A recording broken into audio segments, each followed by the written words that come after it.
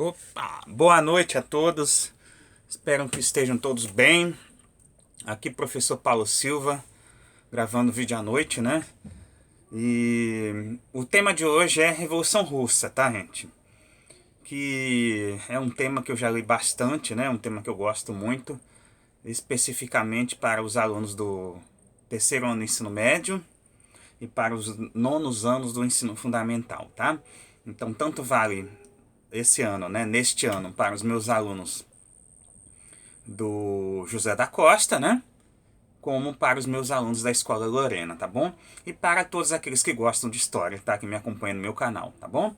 Então dá um joinha, curte o vídeo do professor, compartilha o vídeo, dá uma força pro professor, tá bom?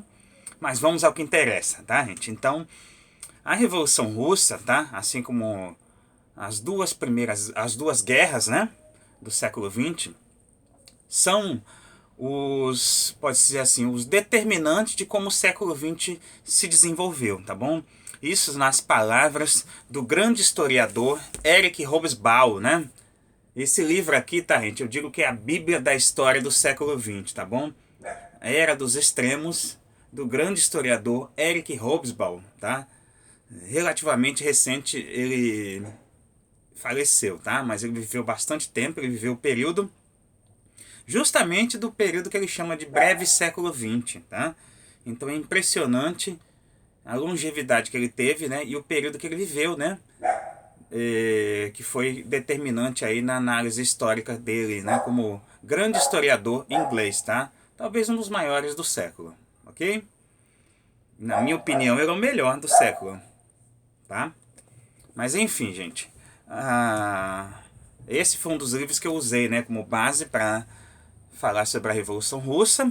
E o outro livro que eu usei como base é um livro didático, tá? Da editora Ática, Projeto Telares, tá? Tá bom? Como vocês podem ver, Gislane Azevedo, Reinaldo Seriacopi, tá? História século 20 e 21, séculos 20 e 21, volume, aí no caso é o nono, né? Do nono ano, tá bom? Então foram esses dois livros que eu usei como base.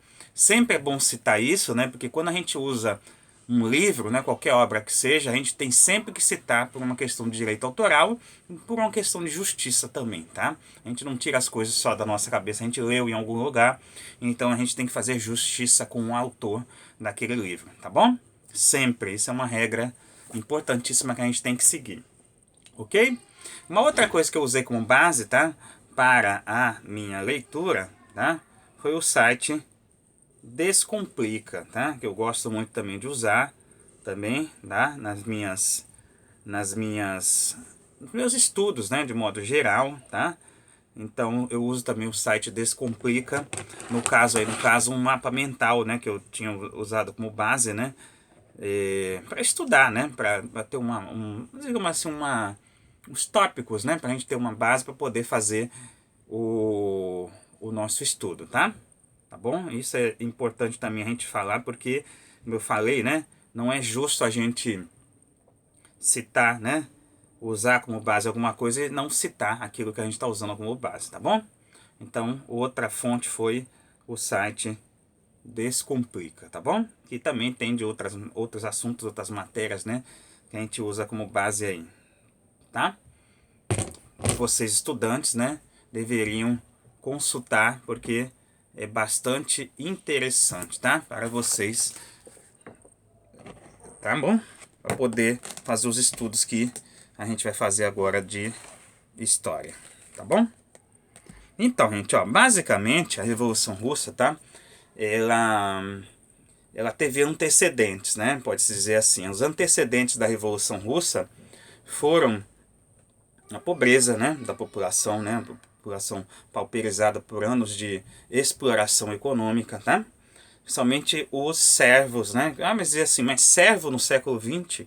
Sim, tinha servo na Rússia no início do século XX ainda, né? A servidão lá é um regime de trabalho que era desde a Idade Média, né? Então foi praticamente abolido nos outros países da Europa, né? Mas na Rússia ainda existia, tá bom? Tinha um governante que era um governo, vamos dizer assim, autocrático, né? Ele fazia o que ele queria, que era o Nicolau II, tá bom? Que não se preocupava com a população, não havia questão social, aí a gente sempre fala isso, né? Nos governantes, isso de modo geral, no início do século XX, tá? E esse governante não era diferente, tá bom? Então isso é um fato que a gente tem sempre que citar. Isso era regra geral, tá? Mais uma autocracia, você não tem democracia, né? Então é algo bastante pior, né? Ou digamos assim, tá bom? Certo? Então isso são fatores determinantes para que ocorresse a Revolução Russa. Então existiam aqueles extremamente ricos e os extremamente pobres, né? E a classe média russa, ela era praticamente minúscula, né? Pode ser assim, tá? Então é bem diferente da nossa sociedade aqui do Brasil, em que a classe média é bastante determinante, inclusive na questão política, né? Tá? Junto com as classes menos favorecidas. E os ricos são uma minoria, né? Aqui no nosso país, né? Não chega nem a 1% daqueles realmente os super ricos que a gente fala, né? E os ricos, né? Que ganham de 500 mil para cima aqui no nosso Brasil, tá bom? Mas enfim, gente, voltando aqui para a Rússia, tá? Então esses foram fatores determinantes. E aí o que ocorreu? No início do século XX, a Rússia era um gigante com pés de barro, né? A gente sempre usa essa expressão, por quê? Porque pela questão do tamanho, né? A Rússia era um império, né? Que incluiria hoje em dia, além da Rússia, vários outros países, se a gente fosse pensar hoje em dia, né? Antigamente, na época da Guerra Fria, né? Na época que eu nasci, a gente ainda estudava sobre a União Soviética, né? Que foi até 1989, tá? E ainda peguei ainda uma parte ainda da comunidade dos Estados Independentes até mais ou menos 1991, que inclusive disputou a Olimpíada, né? Como se fosse uma união provisória, né? Até que se desfalecesse, assim, desmanchasse, né? Aquele superestado, né? Tá? Então seria a Rússia e vários outros países próximos, vizinhos, né? Lituânia, Estônia, Letônia, Azerbaijão, Quirguistão, Geórgia, muita coisa, né? Ucrânia, mas você viu quantos países aí, junto com a Rússia, né? Então, inclusive, o Império Russo incluiria também a Finlândia, né? Que era maior até do que a futura União Soviética, né? Tá bom? Então era um país gigantesco, mas por que ele tinha pés de barro? Porque era um país frágil, né? Se você fosse comparar com os países europeus naquele mesmo período, por exemplo, a Inglaterra e a França, eles estavam num nível de desenvolvimento industrial, né? Principalmente, muito superior, tá? A Rússia, ela tinha bolsões de riqueza, né? Que eram as regiões próximas da Polônia, né? Que também era uma parte do Império Russo. Lodz, Varsóvia, Moscou, né? A capital própria, né? São Petersburgo. Então, o que acontecia? Eram bolsões de riqueza, né? Em meio à maior parte da população de pobres, tá? Tá bom? Então, isso foram os antecedentes da Revolução Russa. E aí, o que ocorreu? Em 1905, mais ou menos, né? Tiveram alguns acontecimentos importantes, né? Então, por exemplo, a guerra da Rússia contra o Japão, que foi um verdadeiro desastre, né? Em que a Rússia menosprezou o Japão. Lembra aquela coisa do imperialismo que a gente já viu em outros vídeos? Então, a Rússia, menosprezando o Japão, quis entrar no território da China, né? Que é o território da Manchúria. A China, na verdade, né? Que era o grande filão, né? Naquele momento, né? E aí o Japão também tinha ambições imperialistas no território da China. E aí o que ocorreu? Menosprezando o Japão, a Rússia acabou perdendo uma guerra. Na verdade, o Japão não deu nem chance, né? Ele simplesmente afundou os navios que tinham russos, e como a Rússia é um país de dimensões continentais, né? Todos nós sabemos até hoje, né? E na época ainda era maior. Até o exército russo chegar no outro território onde estava sendo atacada pelo Japão, não daria tempo, né? Então foi uma derrota assim humilhante para o Japão, que eles menosprezaram, não acharam que o poder do Japão, né, industrial, econômico, era tão grande, né? E o Japão já era uma potência naquele momento, né, no início do século XX, tá? Tá bom? Então foram destroçados pelo poder militar dos japoneses, tá bom? A Rússia aí no caso. Então isso foi um motivo para o descontentamento da sociedade. Teve a questão do Domingo Sangrento, porque o pessoal estava morrendo de fome, né? E aí eles foram fazer um protesto pacífico, né? E aí os soldados do czar, né? O czar, o que era o czar? O czar é como se fosse um imperador. Czar é uma palavra de origem latina, né? Vem do latim César, né? Do Império Romano. Então o czar seria o equivalente a ele, né? Seria o imperador. E o czar Nicolau II, o que ele fez? Ele mandou atirar na população que estava protestando em frente ao Palácio de Inverno. Tá? A tropa de elite do czar era chamada de cossacos. Né? Os cossacos atiraram na população e aí tiveram alguns milhares de mortos, né? E feridos aí no caso. Né? Ficou conhecido como Domingo Sangrento. E aí teve greve geral, né? Motivado por tudo isso. Teve motim de soldados, né? O encoraçado Potemkin foi um deles. Né? Então tudo isso poderia ter derrubado o governo naquele momento, 1905, assim, né? Só que aí o que ocorreu? O czar usou aquela velha tática, né? Esperto, né? Ele convocou uma assembleia, dando uma ideia de democracia, só que na verdade era só para apaziguar a oposição, né? E aqueles que eram mais radicais acabaram depois, né? Quando ele foi restabelecendo o governo, tendo de sair, né? Exilados, né? Entre eles estaria o Trotsky e o Lenin, né? Que já eram grandes revolucionários naquela época, embora jovens ainda, né? Eles tiveram que se exilar, tá? Tá bom? Então se passou um tempo aí, né? De alguns anos, uma década aproximadamente, né? O czar se manteve no poder aos trancos e barrancos, né? Porque a sociedade russa continuava na mesma situação, mas ele meio que engabelou a população, tá? Ele era adorado por parte da população, mas digamos que o Domingo Sangrento ele fez com que boa parte daquela população acordasse para a vida, né? Mas ele se manteve no poder.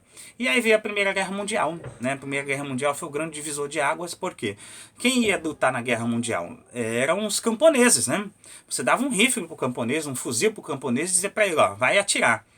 Sem treinamento, sem equipamento adequado. Nós sabemos que a Rússia é um país muito, muito frio, né? Tá? Muita gente morrendo de fome, muita gente morrendo de frio, sem equipamento adequado, né? E enfrentando uma máquina de guerra, né? Que na Primeira Guerra Mundial a Rússia enfrentou nada menos que a Alemanha, né? Que era uma potência industrial e militar, né? E estavam sendo esmagados, triturados pelo poderio alemão, tá? Enquanto eles estavam enfrentando a Áustria-Hungria, né? Que também era um império decadente, que estava lutando ao lado da Alemanha, tudo bem, mas a partir do momento que eles começaram a lutar com a própria Alemanha, aí foi derrota atrás de derrota, tá? Tá bom? E isso foi um dos motivos para que tivesse uma nova revolta, né? Para aí motivada também, né? Aqueles velhos fatores que eu falei para vocês, né? A questão da pobreza e tal, né? Juntando com a questão de que quem estava morrendo na guerra eram os camponeses, tá? Então eles pediam para sair da guerra. Então é o momento em que começam a ressurgir, né, movimentos de oposição, né, ao governo do czar, tá? Os exilados escrevem, né, um deles é o Lenin, escrevendo, conclamando a população, esperando o momento, né, para voltar, tá?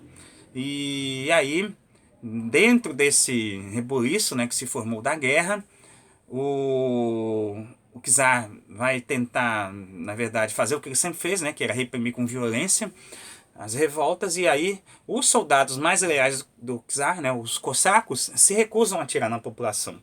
Então isso era um sinal, né? Esse é um sinal de que quando um governo vai cair, é quando a polícia e o exército se recusa a obedecer o governante, tá? É a quebra da ordem, da hierarquia que a gente chama, né?